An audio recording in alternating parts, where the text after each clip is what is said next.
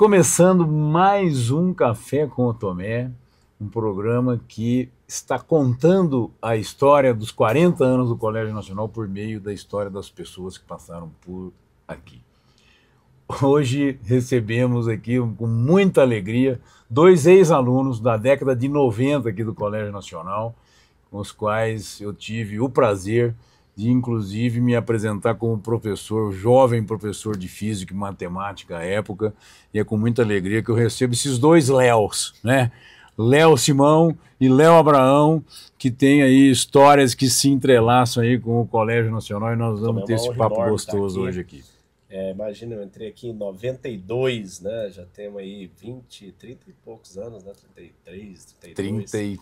33 anos, meu cara. 33 anos, idade de Cristo. É.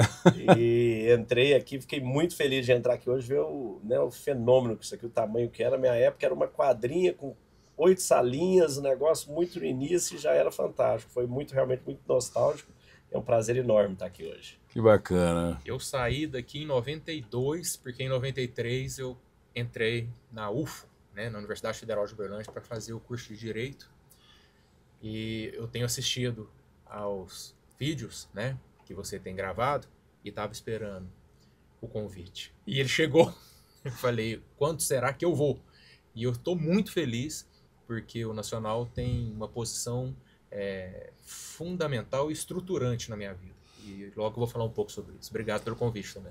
Que bacana, viu? É um prazer muito grande. E eu queria que vocês começassem falando mesmo assim dessa... Como vieram parar, né? Nessa escola, no início da década de 90, que era uma escola ainda fora dos padrões, né? Vamos falar assim, daquilo que pode ser um conceito de qualidade, né? O que foi que essa mágica do Colégio Nacional nessa década de 90 que arrastou essa juventude para cá, que vocês faziam parte, né, de uma galera em Uberlândia, de uma Uberlândia, vamos dizer, que não tinha nem 200 mil habitantes, né?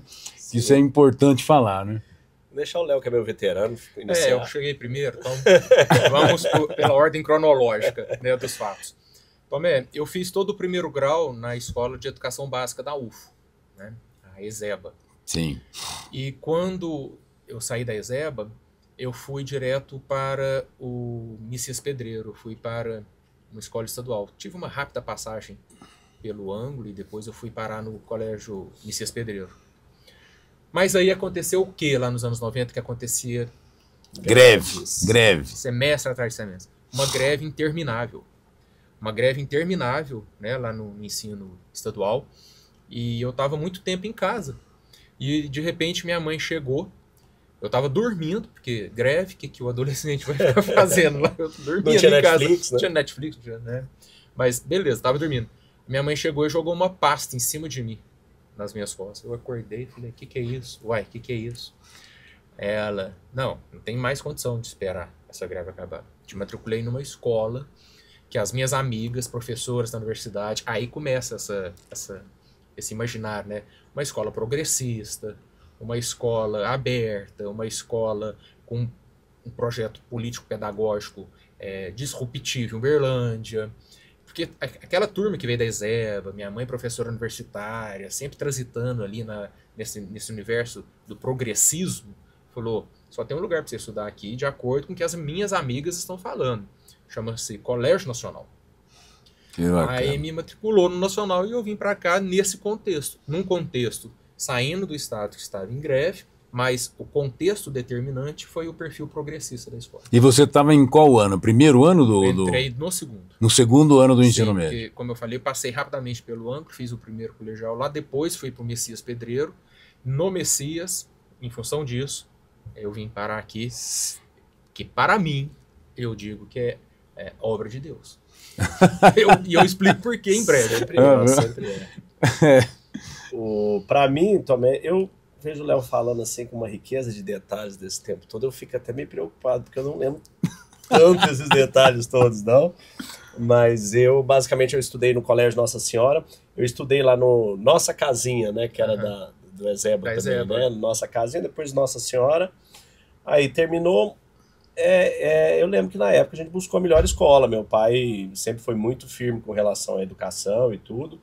buscou a melhor escola, e a melhor escola naquela época, apesar de ser nova, já estava super promissora. Acho que foi o quê? O terceiro ou quarto ano que eu entrei de vida da escola? 90 foi a primeira turma. Eu entrei em 92. Então 92 foi a terceira turma. A terceira turma. Tinha alguns amigos que tinham vindo para cá, filhos de amigos do meu pai, da família, falaram, Léo, hoje é melhor lá.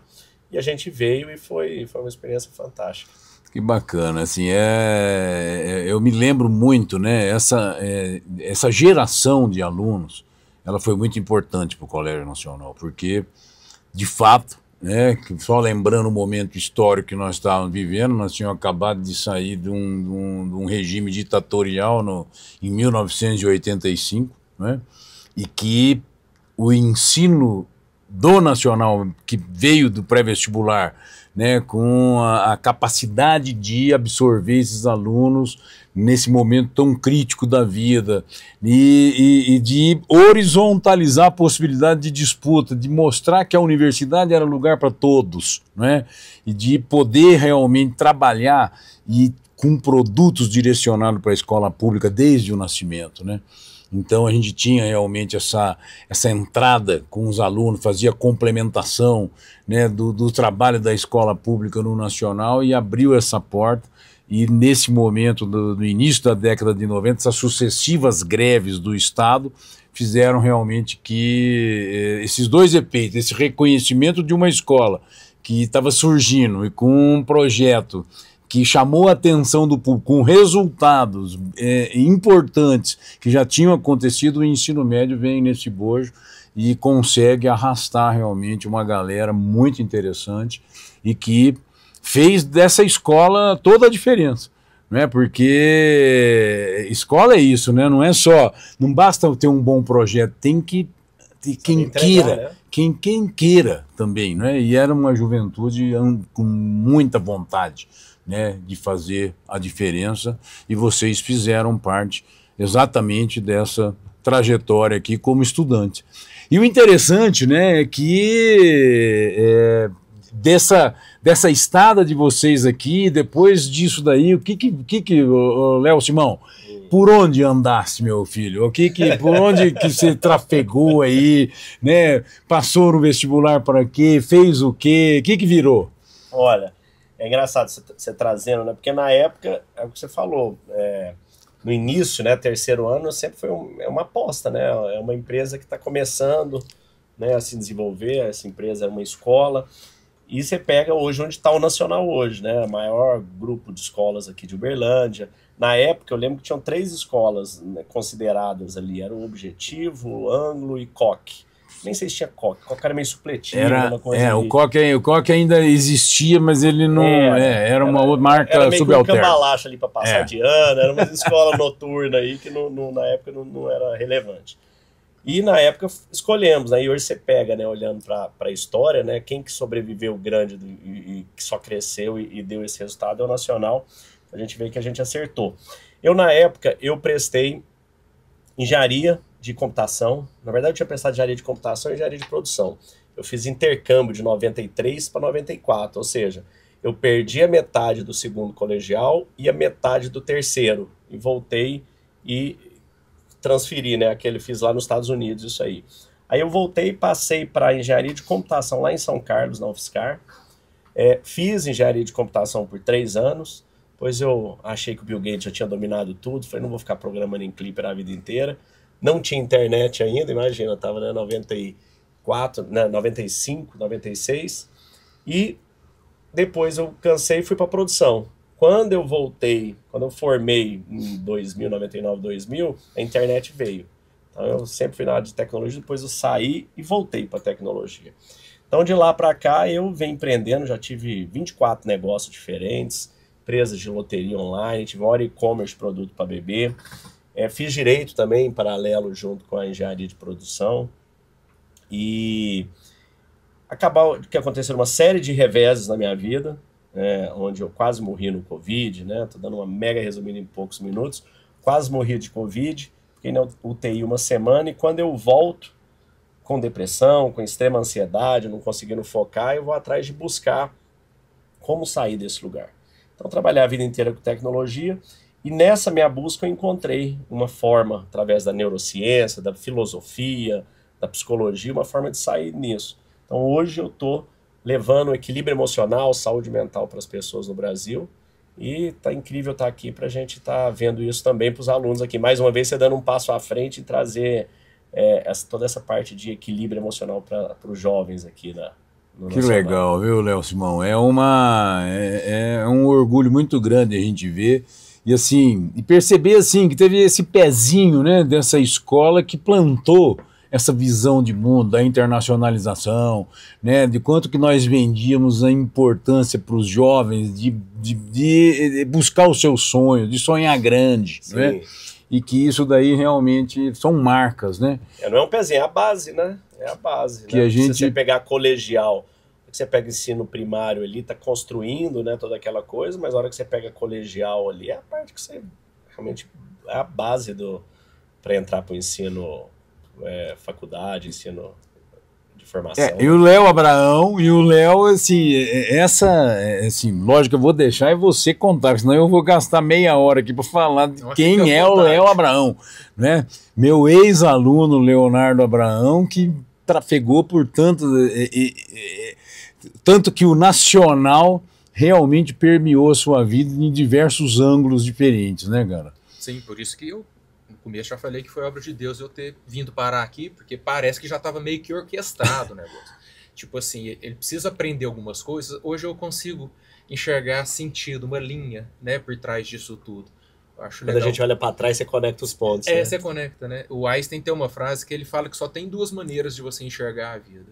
Ou achando que não existem milagres, ou achando que tudo é um milagre. É isso aí. E eu tô pendendo para isso, achar que tudo tem um projeto, né? E eu acho que começou quando aquela pasta caiu em cima de mim. Tipo assim, a gente precisa preparar o Léo para ele aprender a falar.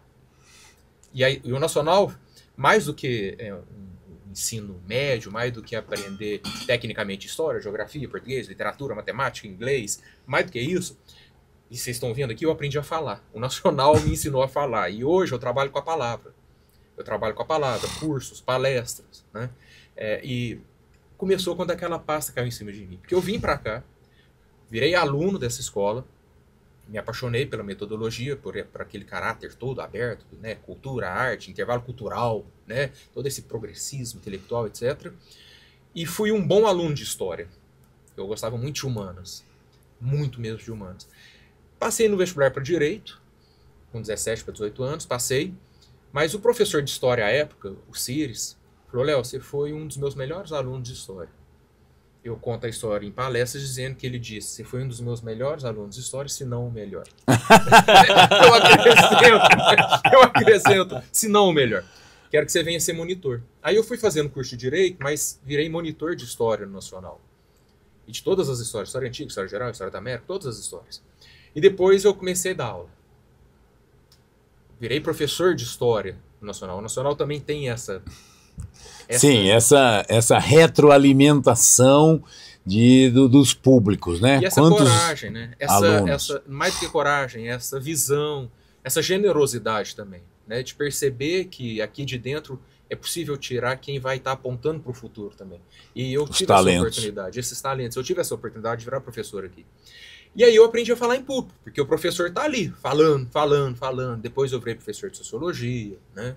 E continuei aprendendo a dar aula, a falar. Até que chegou um momento que na minha vida particular, na minha vida íntima, eu me formei em Direito, mas o Direito não significava nada na minha vida. E eu percebi que eu precisava de uma outra formação. E coincidiu com um momento que eu passei por um profundo sofrimento, também conto isso em palestras. Em 2006 eu fui procurar ajuda psicológica. Em 2006, eu já era professor nacional desde 96, eu fui procurar ajuda. E fui parar no consultório de uma psicóloga. E essa psicóloga me ajudou a olhar para o sofrimento profundo pelo qual eu estava passando lá em 2006. E de repente eu descobri uma outra profissão. Falei, gente, eu amo ser professor, mas o que essa mulher está fazendo comigo, essa psicóloga, está me ajudando muito a olhar para as minhas questões internas. Esse podcast vai ser muito sobre saúde mental, né? Sim. Que olhar o trabalho de saúde mental, eu também. E aí eu resolvi prestar vestibular, num processo da escola também, porque a gente fazia Enem para pegar o gabarito. Só que eu participei do Enem para pegar o gabarito e participei valendo. E acabei passando no vestibular para psicologia em 2006. Uhum. Aí o Nacional também na minha vida. Me inscreveu para pegar o gabarito, mas eu fiz a prova. E passei. E fiz o curso de psicologia, de 2006 a 2011. Em 2011 eu abri meu consultório, eu dava aula aqui no Nacional e paralelamente meu consultório. Psicologia. Né, como psicólogo. Atendi de 2011 a 2014. Em 2014, vendo tanto sofrimento humano como psicólogo e como professor também, porque a gente vê aluno chorando, a gente vê professor chorando na sala dos professores, a gente vê, né, o sofrimento humano em todo canto. Sim. Em 2014 eu falei, a gente precisa de um projeto sobre saúde mental. Igual o Léo descobriu também uma forma de levar a saúde mental para as pessoas, eu pensei, a gente precisa criar uma campanha sobre saúde mental. Porque tem campanha para tudo, prevenção ao câncer de mama, prevenção ao câncer de próstata, campanha para respeitar a faixa de pedestre, mas nunca tinha existido uma campanha sobre saúde mental. Aí aqui em Uberlândia, eu como psicólogo, convidei os psicólogos para a gente ir para as ruas, conversar com as pessoas. E onde é que eu aprendi isso? Na escola também, que a gente vivia fazendo projetos aqui dentro. Fomos para as ruas e aí nasceu a campanha Janeiro Branco. Que maravilha. Que ganhou o Brasil, ganhou o mundo. A notoriedade que isso tem hoje virou legislação. Leis municipais, leis estaduais, lei federal. Janeiro é o mês da saúde mental no Brasil por força de Janeiro Branco, que nasceu daqui. Daqui de dentro e daqui de dentro, né? Daqui para fora.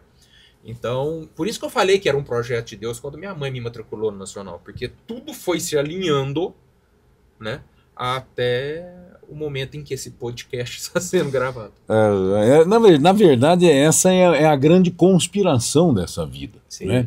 Quando a gente começa a juntar essas pessoas todas que estão passando por aqui, ex-professores, né, colaboradores... Quantas pessoas já se formaram aqui? Ex-alunos. Olha, nós temos uma estimativa, nós não temos o número direitinho, porque até 1997 nós não tínhamos um sistema adequado, né?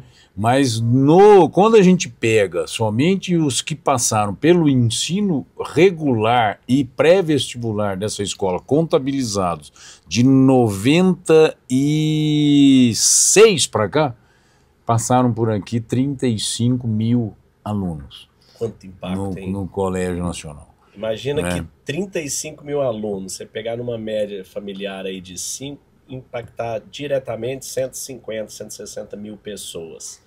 Mais as empresas dessas pessoas, muito mais de 1 milhão impactar diretamente. De verdade, a gente percebe isso quando eu nas ruas, né, quando eu entro num hospital, quando eu vejo... Pego um avião, quando eu tô na estrada, né, nos mais diversos locais do mundo. Acabei de vir de uma feira nacional, né, que nós somos de uma cidade do interior do Brasil. Esse projeto só existe aqui. Ele é reconhecido hoje no Brasil inteiro. Né? Então, nós temos realmente, assim, nós provocamos um impacto na educação local que é visível, né? A transformação. Uma das ideias desse programa aqui, inclusive, é trazer um bocado isso, né? Hoje nós temos 400 pais ex-alunos da escola, né? Isso daí só esse dado já é um dado extraordinário. Nossa, né? Recorrência. De perceber assim, olha, essa família, ele se formou aqui e ele acredita, né, nessa escola. Então tem uma razão de ser pela qual vai trazer o filho para cá, né? O Marcelo, inclusive, fez esse depoimento aqui junto com a Ana Flávia, da vinda do filho, porque assim, essa escola foi tão importante, tão impactante para a vida deles, que assim, tinha que ser a escola do filho dele, que eles não tiveram a menor dúvida de fazer isso. Então, de perceber o desenvolvimento, né? Ele escreveu um livro, né? É um negócio muito bacana isso, mas isso é simbólico, né? Quando recebo uma mensagem de uma garota que saiu 11 anos daqui, e ela manda, na primeira oportunidade que ela teve, diante deste fato que eu vou dizer aqui, ela fala assim, ó, foi graças a vocês que fizeram eu acreditar que eu poderia chegar onde meus sonhos pudessem alcançar. É por isso que eu quero dizer a vocês que eu conquistei realmente, vocês me ensinaram que isso era possível, que eu passei agora no Itamaraty, e eu vou ser uma diplomata brasileira, né? Quer dizer, é muito legal dela lembrar da escola, né? Da Simona, da preparação que ela teve aqui para essa possibilidade. Então, eu fico realmente bastante emocionado de ver como que isso se traduziu na vida das pessoas, né? E vocês hoje, os dois, né, acabaram indo e acabou tendo esse convite. Por quê? Porque o Colégio Nacional sempre acreditou que o ser humano ele é muito mais do que o cérebro, a parte cognitiva do cérebro humano. Não é? Muito mais do que isso. O ser humano é algo muito mais complexo. Né? Então acreditamos muito sempre no valor da psicologia, da autocompreensão, de se entender. Então, antes de se falar em projeto socioemocional, a gente já tinha psicólogo em sala de aula. Né? Vocês formaram aqui com psicólogos dentro da instituição, né? Pré-vestibular, conteúdo, técnica e psicologia. Quer dizer, essa é a metodologia do Colégio Nacional que revolucionou o pré-vestibular, né? Que colocou na disputa uma série de jovens que jamais sonhavam entrar numa universidade.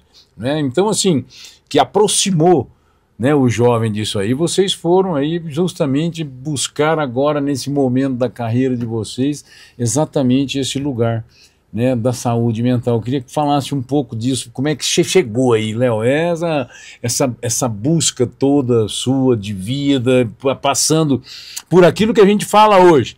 Porque hoje, quando a gente fala para o jovem, empreendedorismo e tal, fala assim, você vai passar na sua vida por N possibilidades, N transições profissionais e cada vez com menos tempo, não é? E vocês, olha só, né, por onde passaram, por toda essa, já fizeram isso, né, e estão aí hoje muito voltados para uma causa importantíssima que principalmente no momento pós-pandemia traz uma grande preocupação para a sociedade no mundo, né, que é essa questão da saúde mental. Eu gosto de contar duas histórias, Tomé, que resume bem essa minha busca, né? Depois que eu formei, trabalhei, morei fora do país, tive empresa de importação, exportação, trabalhei com inúmeras coisas. E eu abri em 2009 uma empresa chamada BB Store.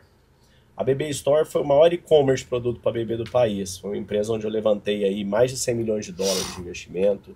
Fui considerado ali empreendedor do ano pela Globo, Endeavor, Ernst Young, Exame, uma série de premiações. E eu lembro muito bem desse Réveillon que eu estava fazendo na minha casa de 2014 para 2015. Morava numa puta casa em Alphaville, amanhecendo o dia, e eu estava agradecendo a Deus pelo ano maravilhoso que eu tinha tido. Ganhar essas premiações todas. Tinha 600 colaboradores, tinha saído um punhado de capa de revista, New York Times, aquela coisa que você fala, cara, como é que eu cheguei nisso aí? Eu tinha começado do zero. Na verdade, eu falo que eu comecei antes do zero. Meu pai tinha quebrado a empresa dele, eu fui trabalhar com ele logo que eu me formei, chegou a ser uma consultora muito grande até daqui, e tinha fechado as portas aí em 2001, 2002. E ali eu tinha começado do zero a fazer esse negócio e de repente tinha explodido. Só que eu estava perguntando, amanhecendo o dia em casa, deitado na piscina, olhando para o céu, meus amigos aqui, vários daqui de Uberlândia, falei, Deus, estou muito grato, poxa, 33 anos ter conquistado tudo isso, mas eu não tô feliz. Eu vivi um nível de ansiedade, Léo, e também assim, brutal. Era assim, aquela ansiedade de conquistar, virou ansiedade de não perder. Era uma startup de tecnologia, você queima muito caixa, então você tá sempre quebrado a cada 6 meses, captando mais dinheiro, é uma loucura. E eu falei, Deus, e aí? Como é que eu tiro essa dor do peito? E ele me respondeu 90 dias depois disso aí. 90 dias depois desse tanto de coisa, minhas revistas ainda estavam nas bancas ainda, minha carinha lá. Eu não tinha mais nada disso. Eu tinha brigado com meus fundos, tinha ido para o conselho, não tocava mais a empresa.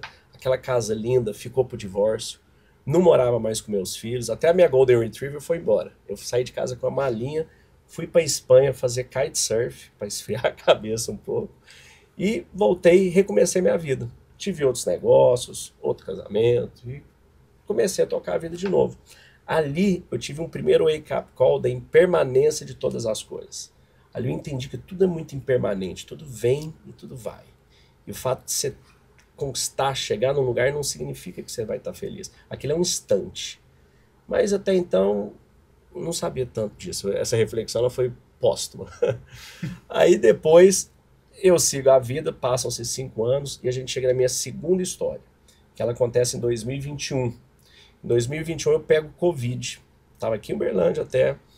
A hora que eu vou tirar a primeira chapa, eu tô com 30% do meu pulmão tomado. Meu pai, que já tinha tido, minha mãe estava lá em São Paulo, falou, Léo, tô indo te buscar que você vai vir aqui para São Paulo.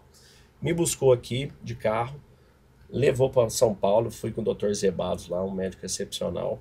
No que eu cheguei lá 2 dias depois dessa chapa, eu já estava com 90% do meu pulmão tomado. Ali eles me colocaram na UTI, eu não sabia se eu tinha minutos ou horas, né, até colocar um tubo na minha garganta. Tinha 22 leitos, 21 entubados, só eu que não estava. A enfermeira entrava na sala parecendo uma astronauta ali. Eu não podia ver meus filhos, não podia ver ninguém. Estava completamente isolado, com muita dificuldade de ficar acordado, porque tinha pouco oxigênio. E ali eu passo 7 dias, nesse limiar entre a vida e a morte. E quando eu volto disso, graças a Deus, graças a um trabalho excepcional do Dr. Zebalos e a equipe dele, quando eu volto, eu vou para trabalhar. Eu tinha uma outra empresa de tecnologia e eu não conseguia, Tomé. Eu não conseguia, Léo. Eu olhava para aquilo ali e falava, cara do céu. Eu entrava numa reunião, a tela de Zoom desligada, eu falava, cara, tô com problema na tela. E eu tava jogando Candy Crush, porque eu não conseguia focar e na minha empresa. Eu ia quebrar a empresa. Eu tinha um sócio, falei, cara, Thiago, eu não tô conseguindo, não dá. Eu já tive tantos negócios, não dá para me focar. Eu olho para aquilo ali e não vai. Fala 2 mais 2, não sei lá. Não me interessa também. E aí, eu passei um tempo, fui ver, eu tava com uma depressão muito forte. Eu ficava assistindo uma sériezinha na Netflix qualquer, jogando um joguinho, chorava, não sabia o que fazer, totalmente perdido, sem direcionamento nenhum. E eu falei, cara, como que eu posso sair disso aqui? Eu já tinha passado por questões de depressão na família, em casa, ex-mulher, já tinha passado por essas situações. Eu falei, cara, eu não quero tomar remédio, foi uma opção minha, não quero. Eu quero, igual eu entrei, eu quero sair, quero descobrir. Alguma coisa aconteceu na minha mente, porque não faz sentido eu não conseguir fazer as coisas. Eu sempre gostei, sempre fui workaholic, sempre adorei trabalhar. E ali eu não conseguia. Então eu falei, alguma coisa desconectou. Como é que eu reconecto isso aí? Falei, vou ler a Bíblia. Já li a Bíblia, foi maravilhosa, mas continuou desconectado. Aí li de novo. Aí falei, deixa eu ler os livros do Allan Kardec, do Espiritismo. Li os 5, também nada. Bhagavad Gita, Mahabharata do hinduísmo, Dhammapada do budismo, que a gente falou hoje, Zohar, Kabbalah, Kybalion do judaísmo, Tao, Alcorão. Eu saí lendo tudo. Lendo, escutando podcast, vendo e audiolivro. E eu passei assim quase um ano nessa função e nada resolveu. Eu continuava mal. Até que um dia eu saí de São Paulo, indo para Camboriú, saí de Uberlândia, na verdade, passei para São Paulo, indo para Florianópolis, passando por Camboriú. Eu fico muito no carro escutando audiolivro, adoro viajar de carro para ficar escutando livro. São Paulo para cá, vai um. Aí eu passei por lá, escutei um podcast, um cara lendo um livro chamado de Meditações. E esse livro, na verdade, era o diário do imperador romano Marco Aurélio, que viveu há quase 2000 anos. Aí você imagina o seguinte, o que era o imperador romano naquela época? Você pega o cara mais rico, mais poderoso, mais famoso. Mais rico que todos os empresários juntos, somados num cara só. Mais poderoso que o presidente dos Estados Unidos, Japão, China, Rússia, tudo num cara só. Mais fama que todos os artistas, jogador de futebol, influencer, não sei o quê, tudo num cara só. O que pensa um cara que está nesse nível sozinho, lá no topo do mundo? E o que pensa um cara desse se ele for um sábio, um cara extremamente sábio? O que passa na cabeça de um cara desse, que tem tudo? E ele nos deixou esse presente. Ele escrevia isso num diário, para ele, uma reflexão diária. Então, meditações vêm das meditações, reflexões desse imperador. E ali, Tomé e Léo, cara, eu comecei a escutar aquilo. E até hoje é uma das coisas mais lindas que eu já escutei na minha vida. Uma das referências do estoicismo. Exatamente. Ali, o que é aquela primeira parte do livro? É uma carta de gratidão às pessoas que ensinaram valores e virtudes para ele na vida dele. Então, você sabe quem ensinou a honestidade, a justiça, a sabedoria, a humildade, a temperança, a coragem? Ele foi dando nome a cada uma das pessoas que ensinou isso. E dizendo que aquilo foi o maior presente que ele teve na vida dele. Ele ter esses valores, essas virtudes. Ali, para mim, naquela estrada, eu passando por Camboriú, fez assim, ó. Bum!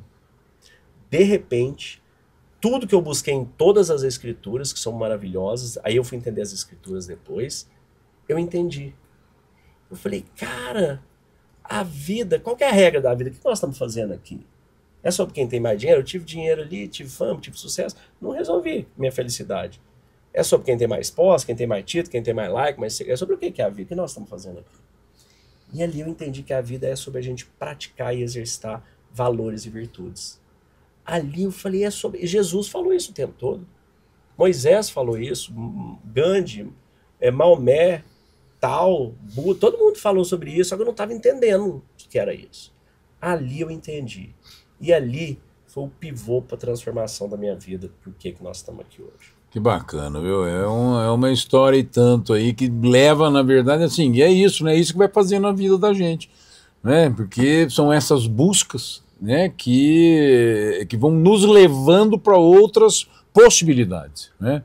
Que eu também, eu fiz engenharia para vir para a educação, né? Quer dizer, você vai lá, mas o que a engenharia te trouxe? Tudo. Ela me deu todas as ferramentas, na verdade. Me deu a escola, anti-escola, ela me... métricas, o raciocínio lógico, a física e a matemática, que foi minha paixão, que eu tive o prazer de ser um bom professor dessas duas matérias, de poder incentivar os alunos aí a gostarem dessas matérias, pouco que isso. Então, é isso. Eu acho que e esse próprio programa aqui é isso, né? Quer dizer, é reverenciar a história das pessoas e mostrar que assim, ó, pô, todo mundo tem uma história nisso aí, olha, que passa, né? Que se entrelaça, né? E o Léo, que nessa trajetória toda, ex-aluno, monitor, professor, né? Passando pela sociologia, né? Naquele momento em que a sociologia não tinha, né? Nós precisamos criar um currículo de sociologia, tinha o Olavo Calabria que tinha passado por aqui, outros profissionais, mas o Léo chegou num momento assim importante aí que a sociologia estava ganhando corpo dentro da escola, e depois a psicologia e os programas todos, e aí a paixão hoje aí por esse lugar também, sair incentivando as pessoas a cuidarem da sua saúde emocional, né, Léo? E o desafio da sociologia naquele momento pioneiro de fazer com que os alunos se aquietassem, né, que aceitassem um professor ou uma professora e que vingasse, né, que ficasse, permanecesse e evoluísse com a turma, né? Exato. Porque tinha muitos desafios naquela época lá, de novidades da sociologia. Mas eu estava ouvindo o Léo falando e ele contando, né, de 2 momentos de quase passagem, né? Sim. 2 momentos de quase morte. 2 mega capotadas, quase morte na segunda. E eu pensando aqui que eu falei agora mesmo, né? Que em 2006 eu passei por um sofrimento pessoal muito profundo que me levou para a psicóloga. Aí na psicóloga eu descobri uma nova profissão. Mas o que eu acho interessante da minha história, profundamente entrelaçada com o nacional, eu estava refletindo aqui enquanto você falava, eu fiz o 1º grau numa escola de extremo privilégio, que é a ESEBA, né? Que sim, uma escola de aplicação da maior qualidade. Maior qualidade, fruto de uma federal, né? Sim. Depois eu vim para cá e aqui eu fui um aluno dos melhores professores que existiam na cidade, em especial dos melhores professores de humanas que existiam na cidade. A carga humana aqui era assim, poderosíssima. E tudo cria daqui. É engraçado que tudo cria daqui. Tudo chegou novinho. Né? Tudo chegou novinho aqui. Mas era assim, o encaixe perfeito, né? A fórmula perfeita. E com uma escola que acreditava que humanas, numa sociedade que é extremamente positivista, que se valoriza muito física, química, biologia, porque é uma cultura positivista, sim, o nacional não equiparou carga horária ali de história, de filosofia, de sociologia, de literatura, de português, né? A formação humana e humanística, né? do estudante. A crença. Fazia parte, né, dessa crença, das origens de vocês todos, né? A formação político-pedagógica. Então isso me deixou marcas profundas. Aí eu virei professor de história. Estudar história antiga, estudar a história da América, estudar a história geral, estudar a história do Brasil. Então eu estou impregnado de um conhecimento histórico sobre a realidade social, né, do cidadão. O desenvolvimento do homem na história. O desenvolvimento, né, do homem na história. Depois faço direito, que também é uma abordagem pelo lado da Entender como é que se organiza a sociedade. Se relacionam uns com os outros. Aí eu viro professor de sociologia, que é entender como é que esse ser humano está nas relações sociais profundas. E todas as escolas, porque na sociologia você tem Comte, tem Weber, tem Durkheim, tem Marx, tem antropologia, tem cultura, tem trabalho. Eu recebi uma carga de formação humana, humanística, humanizada e humanizante muito forte. Muito, muito forte. Mas vendo as pessoas sofrendo. Tudo isso na minha cabeça, pelo lado do aprendizado, né? Pensa, como se eu fosse um computador recebendo um programa de história. De todas as histórias, de todas as sociologias, do direito, de todas as humanas. E vendo as pessoas sofrendo. Muita carga teórica e vendo as pessoas sofrendo. Vendo professores, às vezes com suas dificuldades humanas, sofrendo. Alunos e alunas, dificuldades humanas, sofrendo. Eu, meus familiares, todo mundo. E de repente algo virou dentro de mim. Qual é o mínimo denominador comum de todas as coisas? É uma expressão da matemática, né? Mínimo. Eu achei que eu nunca ia usar essa expressão na minha vida. Qual que é o mínimo denominador comum de todas as coisas? O ser humano. Os gregos estavam até certo com aquela visão antropocêntrica, né? O homem do Leonardo da Vinci. Né? O homem, o ser humano, é isso. O homem, o ser humano, é o mínimo denominador comum de todas as coisas. Só que algo me chamava a atenção. A gente sabe tudo sobre sociologia, a gente sabe tudo de história, a gente sabe tudo de antropologia e o sofrimento não passa. Tem alguma coisa acontecendo dentro dos seres humanos, essa coisa para a qual ninguém nunca olhou, que é a saúde mental. Perfeito. A saúde mental. A história olha a historiografia, as guerras, as revoluções, os processos, a sociologia, as leis da sociedade, o direito, as leis jurídicas, a antropologia, as questões culturais, mas não se olhava para dentro. Só olhava o que estava na superfície. Só para fora. É, só superficial. Você sabia do louco, né? De superfície e para fora. Superfícies e relações sociais. Guerras, revoluções, partidos políticos, Estado, democracia, fascismo, comunismo, socialismo. Todo esse universo da pele para fora. Da pele para fora. Mas para dentro, não. Eu falei, nós precisamos olhar para dentro. Porque é a partir do dentro que as coisas vão se constituindo. Porque o mínimo denominador comum é o homem. É o ser humano. O homem, a mulher, é o ser humano. Aí eu falei, não, então eu vou olhar para dentro. Aí eu vou olhar para dentro. Passei pela minha dor, mas eu tive esse insight, esse start. Precisamos olhar para dentro. Eu já estava cansado de dar aula de história, de sociologia, da pele para fora, os processos externos, psicossociais externos, mas nunca a semente. Eu falei, vamos olhar para dentro. Aí que eu chamei os psicólogos para a gente ir para as ruas, para conversar com as pessoas sobre o lado de dentro. Eu não estou desprezando o lado de fora, mas eu estou colocando um pouco de equilíbrio nessa balança. Perfeito. Só se olha da pele para fora. Vamos olhar para dentro. Faz sentido o que eu estou te dizendo, Léo? Faz total sentido. Dentro do estoicismo, uma das lentes, né? Desde aquele ponto para lá, o que aconteceu, né? Quando eu cliquei naquele momento que eu escutei aquilo do Marco Aurélio, eu mergulhei, eu falei, quem que é esse cara?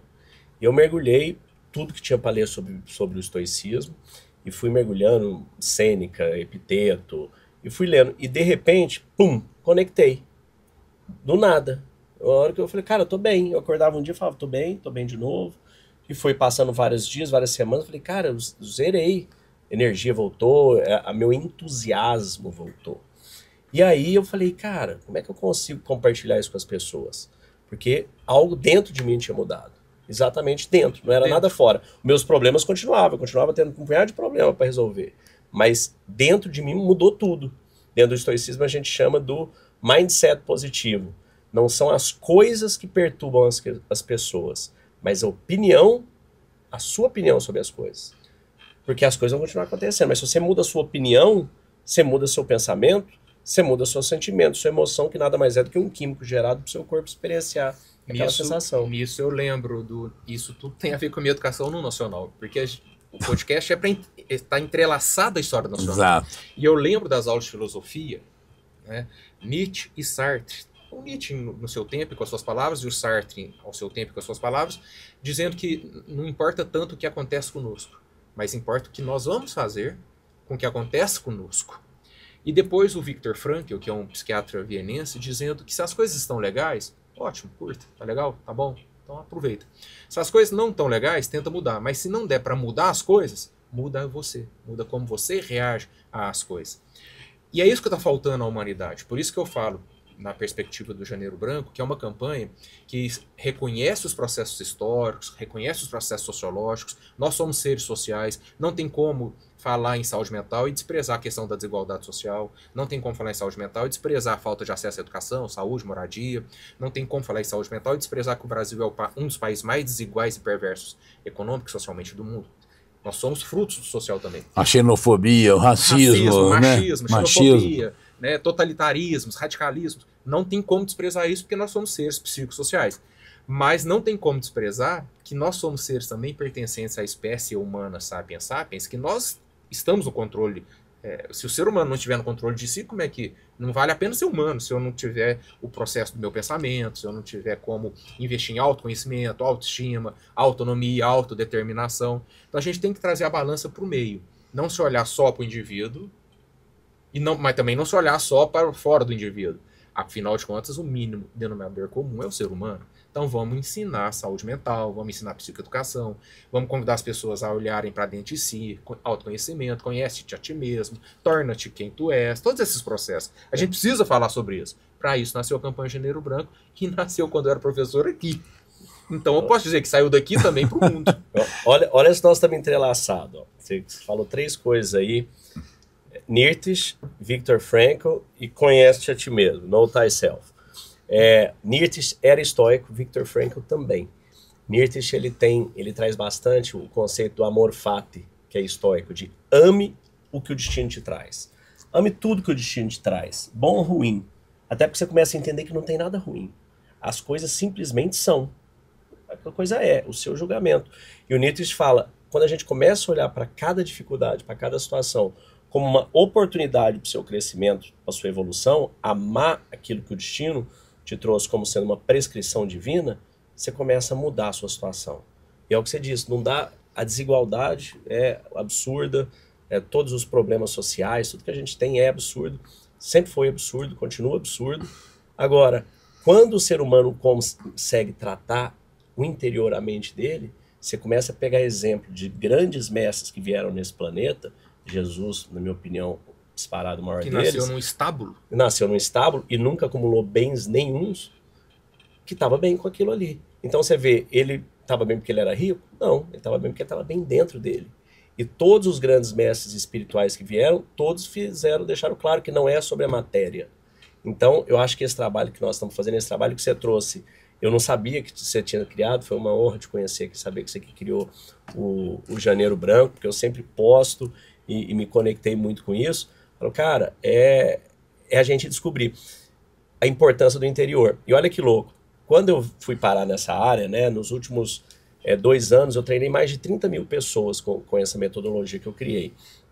Eu fui um dia, eu não sabia o que era. Eu sou engenheiro e advogado, extremamente pragmático, empresário, nunca tive essa pegada da psicologia. Depois eu fiz pós-graduação em neurociência, li boa parte dos livros, mas não era meu enfoque.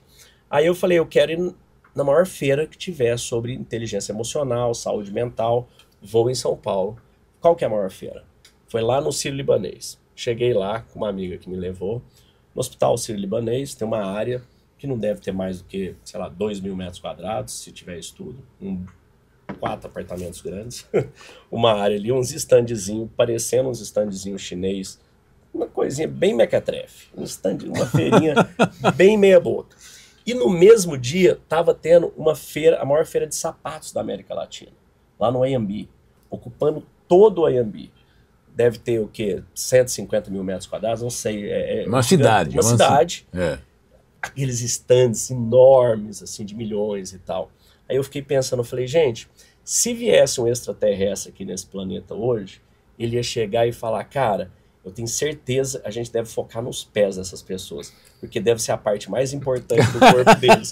Olha a maior feira de sapato como tá e olha a maior feira sobre a mente como tá. Pegou os dois extremos aí. O que mostra bem o quanto nós ainda estamos quase que na era das cavernas em relação a tudo que diz respeito à saúde mental.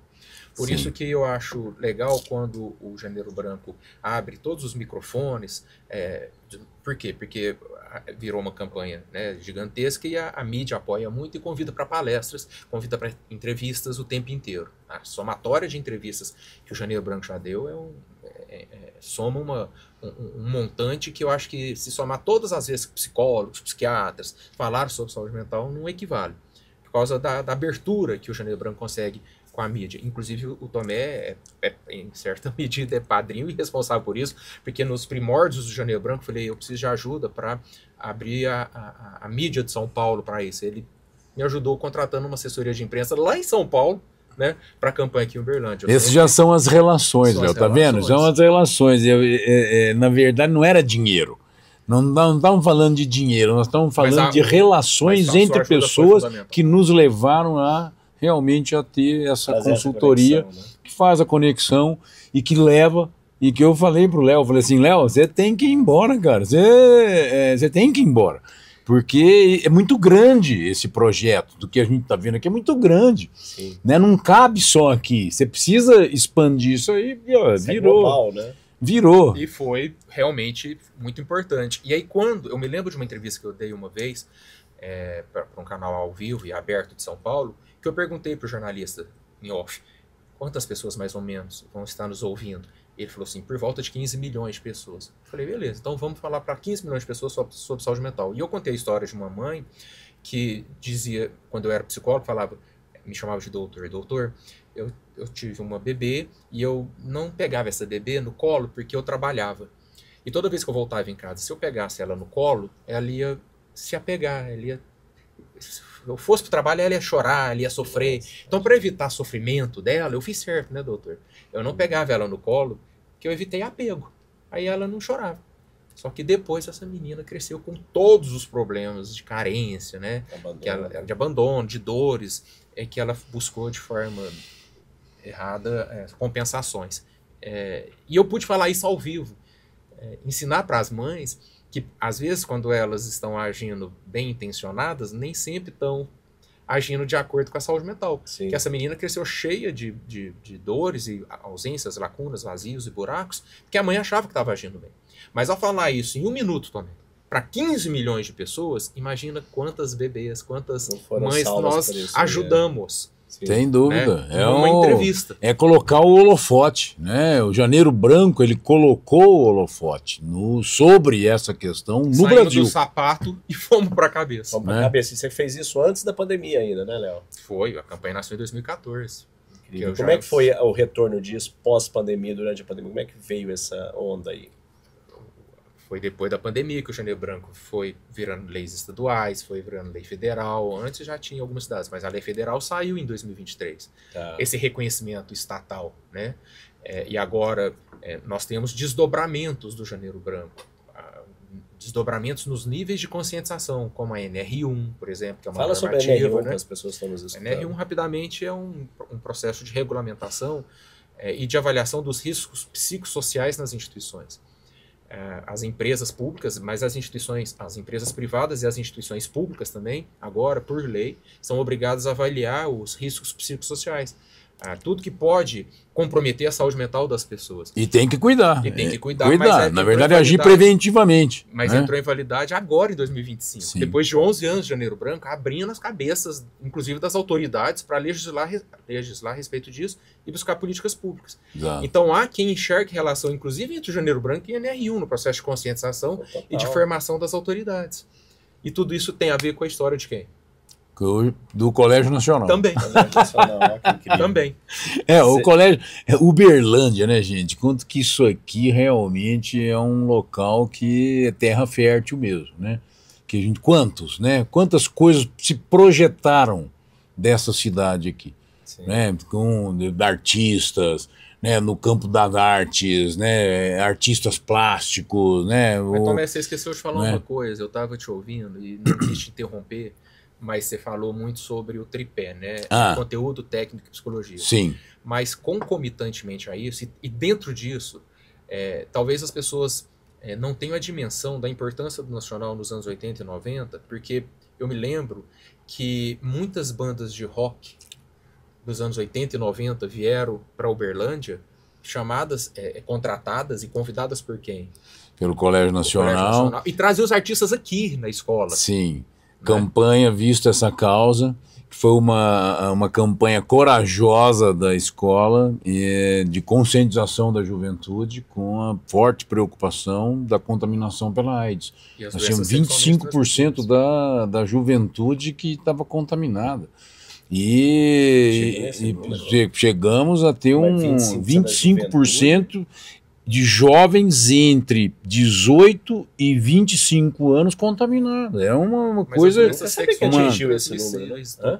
Todas as doenças sexualmente transmissíveis e a AIDS uma delas. E o Nacional trazendo artistas, trazendo bandas de rock, trazendo âncoras de televisão, tipo Demetrio Magnoli, que veio várias vezes aqui, que hoje é uma das vozes, né, da Globo veio News. Várias vezes aqui sentar no pátio com os alunos. As conexões com... Enquanto você falava, Léo, que você foi morar nos Estados Unidos, depois você foi para Espanha, eu não, sou filho de Uberlândia, cidadão berlandense, mal saí daqui. Mas eu vou dizer uma coisa que as pessoas vão achar que eu estou exagerando. Mas guardadas as devidas proporções, eu não precisei sair, porque, de certa maneira, a escola trazia aqui. A escola trazia o mundo para cá. Trazia as bandas de rock, trazia os artistas, trazia os âncoras de televisão, trazia os escritores, trazia os cineastas, trazia os dramaturgos, trazia, né, os cientistas. Isso é fato, eu posso provar. Sim. Porque as pessoas, às vezes, não dão a devida importância, não reconhecem o tamanho das coisas, por N questões. Trazia as discussões para cá. Rubem Alves, o Zé Pacheco. Rubem Alves, cansei de estar com o Rubem Alves, cansei de estar com o Zé Pacheco da escola da Ponte de Portugal, aqui na formação dos alunos e dos profissionais. E depois, cansado é modo de dizer, de trazer as pessoas para cá, começou a levar para fora, né, também. Os projetos de intercâmbio nacional, que é pioneiro também, levar menino para os Estados Unidos, para a América Latina, para a América do Sul, para a Europa. Então, eu reconheço tudo isso. E eu acho que uma das virtudes é a gratidão e o reconhecimento. Que bacana. É uma das lentes, né, Léo? É a primeira. Uma das lentes. A não gratidão é uma lente fundamental de compreender e de compreender essa lógica que você estava trazendo, né? De que na vida não tem o bom ou o ruim, né? É o fato. É o que é. Né? E que a gente tem que encarar, né? Então, partir para esse lado. E hoje eu fico muito feliz que você está voltando aqui, tem um trabalho que vai ser feito com a nossa liderança para trazer exatamente essa questão. O Léo já esteve aqui recentemente nas nossas salas de aula também, fazendo palestra, devolvendo, né? Give back, bocado, né? Trazendo essa retroalimentação que é tão importante, né? Desse reconhecimento e fazer com que isso daí ganhe mais ressonância ainda, né?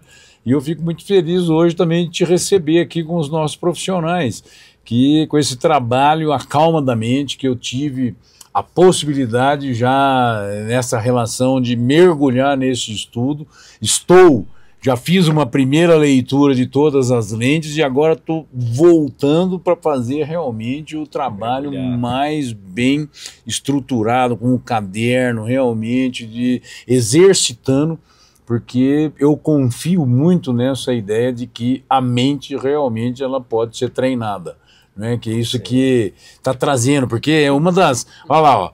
Ou a gente cuida da mente, ou a mente acaba com a gente. Quer dizer, o quanto que isso se conecta com tudo isso que nós estamos conversando, gente. Sim.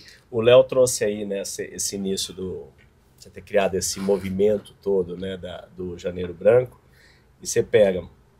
Eu tive a oportunidade de treinar o governador Zema, todos os secretários dele. Você vê, iniciaram essa consciência de saúde mental, com certeza, né, vem do seu movimento. A Polícia do Estado de Minas, parte dos coronéis, o BOP em São Paulo, vários batalhões, que todos, né, você pegar, antes disso aí, pegar 5, 10 anos atrás, quando que você iria ver uma polícia de especial, como um BOP, polícia de alto impacto e tudo mais, admitir que deveria ter treinamento de saúde mental. A Polícia do Estado de São Paulo, eu sei por números, eles têm mais de um suicídio por semana. Imagina, se para nós já é difícil civis, imagina para a polícia, que ainda literalmente vive numa zona de guerra. Uhum. Então, vive sob pressão. Vive sob pressão. Né? Se não tem, inclusive, essas atrocidades todas feitas pela polícia, não é só mau caratismo, é falta de preparo. É tudo, né? É uma caldeirão de pressão. Então a gente fez esse treinamento e você pega essa conscientização, esse movimento do Janeiro Branco é fundamental, porque expôs, né? Eu falo, cara, problema de saúde mental sempre existiu, mas você imagina que tinha uma despensa cheia de rato ali, que você achava que não tinha problema nenhum. Só que aí acendeu a luz e você tá vendo lá as coisas. Então eu acho que a pandemia acendeu essa luz. A pandemia trouxe para a sala de estar, falou, cara, o problema existe, ele tá aqui e não é só, tô tristinho, não tem nada a ver com tristeza, depressão. Não tem nada a ver com tristeza, procrastinação, a pessoa não conseguir focar nas coisas. Não tem nada a ver com tristeza, a pessoa não conseguir tirar a mente do futuro, ansiedade. Então isso é tudo descontrole mental. E você trouxe o Viktor Frankl, que é outro estoico também, que ele tem uma frase muito interessante que ele diz que entre o estímulo e a resposta existe um momento, existe um instante. E nesse momento, nesse instante, reside a sua capacidade de ter sabedoria, de agir de forma racional ou de reagir de forma irracional. Então, quando a gente trata a mente, é sobre você aproveitar cada um desses instantes, que é a nossa vida vivida no instante, no momento presente, e começar a controlar a mente. Porque senão a gente vai perder. É a decisão num piscar de olhos, né? Exato. Sprint, tem um livro, inclusive, que trata disso daí, que é muito interessante. Quer dizer, é como tomar a atitude sob pressão, é como que atitude que você toma, como é que você vive, né? Essas atrocidades todas que a gente vê no relacionamento das pessoas, na vida, no trânsito, na intolerância, né? Na falta de escuta, né? Hoje nós vivemos uma falta de escuta violenta. A pandemia, ela aprofundou, né? O isolamento do jovem, o preço que isso teve para essa juventude, né? As consequências disso, nós ainda não temos uma medida... 33% de pessoas em depressão, ansiedade no Brasil. Né? Quer dizer, essa é a medida. Essa é uma medida. Mas assim, eu estou dizendo que esse impacto que a pandemia provocou, né, na saúde mental da sociedade, no mundo, é uma coisa assim que ainda nós vamos compreender, né? Nós vamos compreender melhor, né, para frente aí. Mas olha, a gente tem essa conversa aqui, ela não tem fim, é exatamente esse o sentimento que eu fico em cada um desses programas, desse Café com o Tomé, né, que tem o patrocínio, né, que tem o apoio, né, e isso é muito importante do Café Tolardo, esse café de Araguari que está fazendo sucesso no mundo, já entrou em Portugal e a ideia é que ganhe o mercado internacional. Esse café 100% arábica da nossa vizinha Araguari, e é um café gourmet de muita qualidade que vale a pena se conhecer. E eu sou muito grato aí por nos acompanhar nessa trajetória aqui, nesse programa. O Tomé tá realmente uma delícia, diferenciado. E tem aqui uma amostragem aqui para, inclusive, a gente poder oferecer para os nossos participantes também. Vocês vão acabar recebendo aí dos grãos desse café. Né? Mas eu, muito mesmo, assim, feliz por tê-los aqui participando desse programa. E, assim, dessa trajetória do quanto que essa escola impactou a vida de vocês e de quanto vocês estão devolvendo para a sociedade hoje, né? Que o que mais eu fico assim emocionado é de perceber assim que nós formamos pessoas que estão preocupadas com a humanidade, que estão preocupadas realmente em ter um ser humano melhor, né? Por isso que assim toda a dedicação, eu vejo isso nos médicos que passam por aqui, nos dentistas que passam por aqui, nos sociólogos, né? Nos psicólogos, né? Esse pensamento, se tem uma coisa que marca realmente a vida das pessoas, assim, isso eu ouço dos profissionais, né, o tempo todo aqui, nessa escola humana, que é o Colégio Nacional, e que sempre teve preocupada de poder ser o lugar que forme as pessoas para justamente poder ser felizes no tempo delas, né? Que é esse o tempo, é o único que nós temos, professor, né? Que esse é o tempo único. Né, a geração da década de 90, a geração dos anos 2000, a geração dos anos 2010, agora com a inteligência artificial, elas têm desejos e necessidades muito diferentes. e que a gente precisa, né, trabalhar isso aí. E hoje, como que a gente pode pensar realmente num ser humano dissociado dessa saúde mental que a gente sempre foi uma preocupação e que essa é a matéria-prima do trabalho de vocês. Parabéns, viu? Obrigado, fico muito grato, Tomé, pela oportunidade de estar aqui.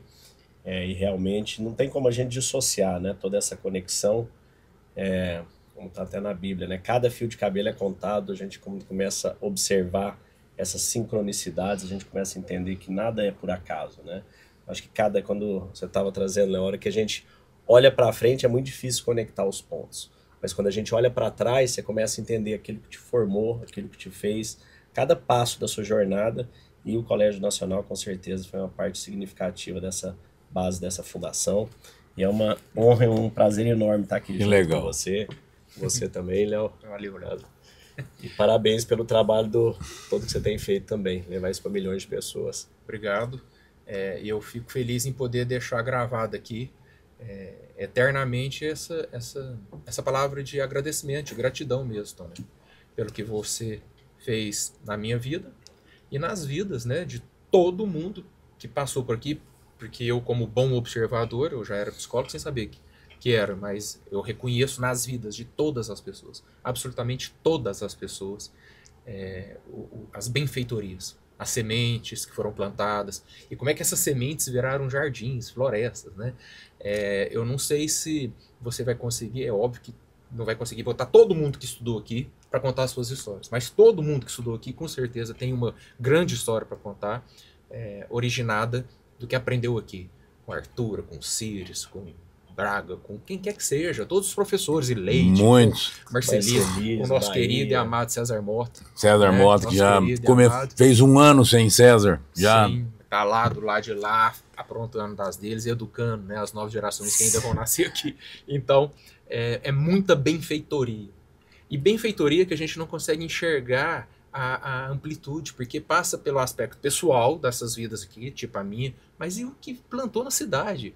O quanto Berlândia deve, né, para o Nacional nesses anos todos de história. 40 anos. Nesses 40 anos de história. O quanto Berlândia deve. Quantas vidas foram salvas por médicos, advogados, engenheiros, arquitetos, pedagogos, filósofos, né, psicólogos, sociólogos passaram por aqui. Não tem como medir realmente os benefícios, as benfeitorias, né, que as pessoas, direto ou indiretamente, colheram, colhem e ainda vão colher em função da história do Nacional. Que bacana. Eu Parabéns, fico obrigado. Grato por né? E na verdade é isso. Isso aqui é meio. Né? A escola é meio. Então eu fico muito feliz de perceber que nós temos sido um meio bastante produtivo para que a gente sonhe com a construção de um mundo melhor, que no fundo nós estamos buscando aqui.